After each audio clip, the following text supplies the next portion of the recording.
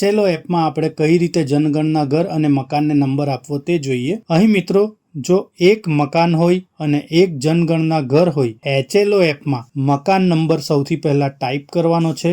જ્યારે આપણે મકાન નંબર 1 ટાઈપ કરી લઈએ ત્યારબાદ જનગણના ઘર નંબરમાં જે નવું છે આ નવું બટન પર આપણે ક્લિક કરવાનું છે. અહીં આપણે નવું બટન પર જેવું ક્લિક કરીશું કે અહીં 0001 ઓટોમેટિક આ નંબર એપ્લિકેશનમાં આવી જશે. તો એક મકાન એક જનગણના ઘર નંબર આપણે એચએલઓ એપમાં આ રીતે આપીશું. ત્યારબાદ મિત્રો જો એક મકાનમાં એક કરતા વધારે જનગણના ઘર નંબર હોય, એચએલઓ એપમાં મકાન નંબર 2 લખીશું. ત્યારબાદ નવું સૌથી પહેલા આપણે બટન પર ક્લિક કરીશું તો ત્યાં 0002 નંબર આવી જશે. ત્યારબાદ આપણે આપણા તમામ પ્રશ્નો જ્યારે પૂરા કરી લઈએ ત્યારબાદ મકાન નંબરમાં આપણે ફરીથી પુનરાવર્તન બટન પર ક્લિક કરવાનું છે. અહીં આપણે નવો નંબર ટાઈપ નથી કરવાનો, પણ 2 નંબરનું મકાન જ આપણે ફરીથી સિલેક્ટ કરવાનું છે અને આ જ 2 નંબરના મકાનમાં આપણે ફરીથી નવું બટન પર ક્લિક કરીશું. અહીં આપણે જેવું નવું બટન પર ક્લિક કરીશું તો ત્યાં 0003 નંબર આવી જશે